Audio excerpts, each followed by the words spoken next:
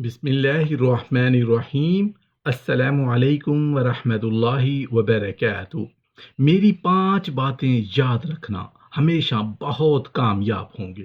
محترم ناظرین، خلیفہ چہارم سیدنا حضرت علی کرم اللہ وجہ الکریم میدان جنگ میں تلوار کے دھنے اور مسجد میں زاہد شب بیدار تھے، مفتی و قاضی اور علم و عرفان کے سمندر تھے، عزم و حوصلے میں ضرب المثل، خطابت و ذہانت میں بے مثل، رسول اللہ صلی اللہ علیہ وآلہ وسلم کے چچا زاد بھائی اور داماد ہیں، بے شمار فضائل و فضیلتیں جیسا کہ سخی و فیاض، دوسروں کا دکھ بانٹنے والے، عابد و پرہیزگار، مجاہد و جاں باز، ایسے تھے کہ نہ دنیا کو ترک کیا نہ آخرت سے کنارہ کشی اختیار کی۔ ان سب کے باوجود نہایت سادہ زندگی گزارنے والے تھے۔ رسول اللہ صلی اللہ علیہ وآلہ وسلم نے فرمایا تھا، میں علم کا شہر ہوں اور علی اس کا دروازہ ہے۔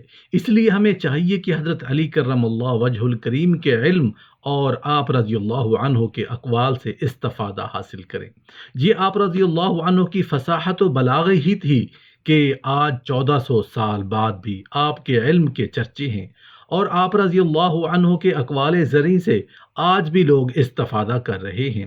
حضرت علی کرم اللہ وجہ الکریم کے اقوال میں سے آج ہم آپ کو 5 وہ باتیں بتانے جا رہے ہیں جو کہ آپ رضی اللہ عنہ نے حضرت کمیل کو بطور نصیحت کے فرمائی تھی۔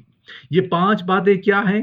اللہ رب العزت نے حضرت علی کرم اللہ وجہ الکریم کو ایک مقام اور مرتبہ دیا تھا، اور آپ رضی اللہ عنہ کی فہم و فراست کے لیے رسول اللہ صلی اللہ علیہ وآلہ وسلم نے دعا فرمائی تھی، اور یہ آپ صلی اللہ علیہ وآلہ وسلم کی دعا کی برکت تھی کہ آج بھی شیر خدا حیدر کرار رضی اللہ عنہ کی فہم و فراست کے چرچے ہیں۔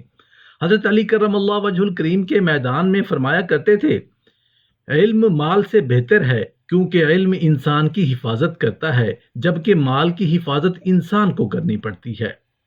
مال خرچ کرنے سے کم ہو جاتا ہے، لیکن علم خرچ کرنے سے بڑھتا ہے۔ اور فرماتے ہیں کہ جو شخص مال کے بلبوتے پر عزت حاصل کرتا ہے تو جو ہی مال ختم ہوتا ہے اس کی عزت بھی ختم ہو جاتی ہے، جبکہ جو شخص علم کے بلبوتے پر عزت حاصل کرتا ہے تو اس کی عزت ہمیشہ کے لیے رہتی ہے۔ اور فرمایا کہ علم کی وجہ سے انسان دنیا کی زندگی میں بھی نامور رہتا ہے اور مرنے کے بعد بھی اس کے لیے اجر ہے۔ علم حاکم ہے اور مال محکوم ہے، اس لیے ہمیں چاہیے کہ علم کو مال پر ترجیح دیں۔ کمیل ابن زیاد رحمۃ اللہ علیہ فرماتے ہیں، ایک مرتبہ حضرت علی کرم اللہ وجہ الکریم نے میرا ہاتھ پکڑا اور صحرا کی جانب، ایک قبرستان کی جانب چل دیے۔ کافی دور جانے کے بعد فرمایا، اے کمیل، یہ دل ایک برتن ہے، اس میں جو چاہے ڈال دو۔ اس کے بعد فرمایا، میں تمہیں 5 باتوں کی نصیحت کرتا ہوں، ان باتوں کو غور سے سنو اور ان کو اپنے پلے باندھ لو۔ پہلی بات یہ یاد رکھو کہ اللہ کے علاوہ کسی سے کوئی امید نہ رکھنا، کیونکہ انسان کی ساری امیدوں کا ماوا و ملجا صرف اللہ ہی ہے۔ اللہ کے علاوہ کوئی ذات نہیں جو کہ تمہاری امیدوں کو پورا کر سکے۔ دوسری بات یہ فرمائی کہ اپنے گناہوں کے علاوہ کسی چیز سے نہ ڈرنا، کہ کل کو جب اپنے اللہ کے سامنے جاؤ گے تو اللہ کو کیا منہ دکھاؤ گے۔ اس لیے ہر وقت یہ خوف اپنے دل میں رکھو کہ کوئی گناہ تم سے سرزد نہ ہو، اور جو گناہ ہو چکے ان پر اللہ سے استغفار کرو۔ اور تیسری بات یہ کہ اگر تم سے کوئی ایسی بات پوچھی جائے جس کا تمہیں علم نہ ہو تو یہ کہتے ہوئے نہ شرمانا کہ میں نہیں جانتا۔ بہت سے لوگ ایسے ہیں جو کہ ایک چیز کے بارے میں نہیں جانتے پھر بھی تکے لگانا شروع کر دیتے ہیں۔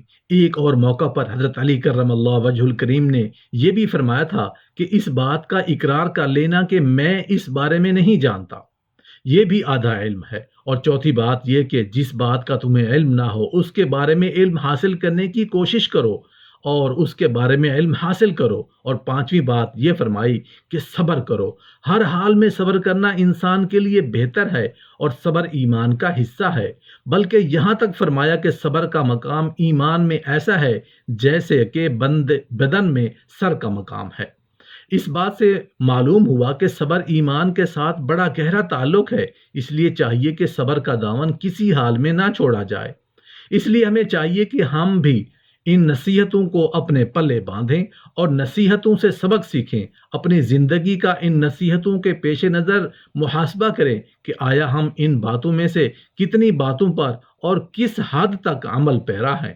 حضرت عبد الرحمن بن ابی لیلہ رضی اللہ عنہ کہتے ہیں کہ حضرت علی کرم اللہ وجہ الکریم سردیوں میں ایک لنگی اور ایک چادر اوڑھ کر باہر نکلا کرتے تھے، اور یہ دونوں کپڑے پتلے ہوتے تھے، اور گرمیوں میں موٹے کپڑے اور ایسا جبہ پہن کر نکلا کرتے تھے جس میں روئی بھری ہوتی تھی۔ لوگوں نے مجھ سے کہا، آپ کے ابا جان رات کو حضرت علی کرم اللہ وجہ الکریم سے باتیں کرتے ہیں، آپ اپنے ابا جان سے کہیں کہ وہ حضرت علی کرم اللہ وجہ الکریم سے اس بارے میں پوچھیں۔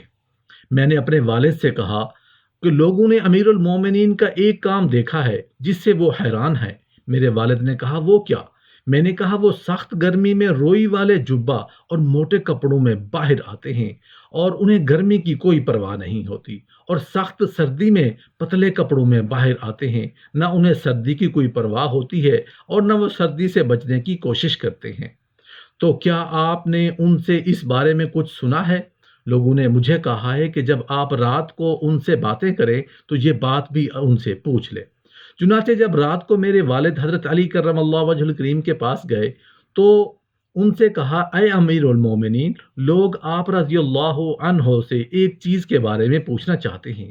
حضرت علی کرم اللہ وجہ الکریم نے فرمایا، وہ کیا؟ میرے والد نے کہا، آپ رضی اللہ عنہ سخت گرمی میں روئی والا جبہ اور موٹے کپڑے پہن کر باہر آتے ہیں، اور سخت سردی میں وہ پتلے کپڑے پہن کر اور باہر آتے ہیں، نہ آپ رضی اللہ عنہ کو سردی کی پرواہ ہوتی ہے اور نہ اس سے بچنے کی کوشش کرتے ہیں۔ حضرت علی کرم اللہ وجہ الکریم نے فرمایا، اے ابو لیلہ، کیا آپ خیبر میں ہمارے ساتھ نہیں تھے؟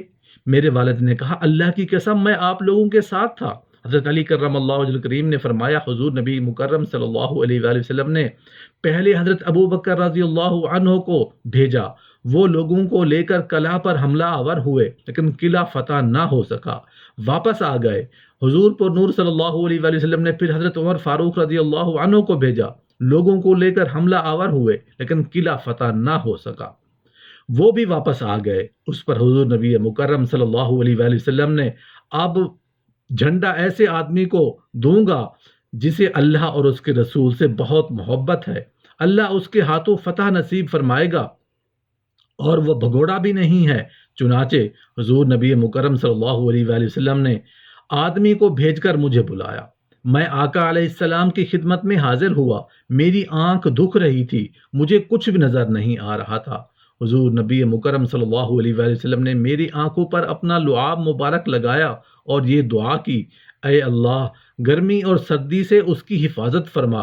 اس کے بعد مجھے نہ کبھی گرمی لگی اور نہ کبھی سرد۔ حضرت ابو نعیم رحمۃ اللہ علیہ کی روایت میں یہ ہے کہ نبی مکرم صلی اللہ علیہ وآلہ وسلم نے اپنی دونوں ہتھیلیوں پر لعاب مبارک لگایا اور پھر دونوں ہتھیلیاں میری آنکھوں پر مل دیں اور دعا فرمائی کہ اے اللہ، اس سے گرمی اور سردی کو دور کر دے۔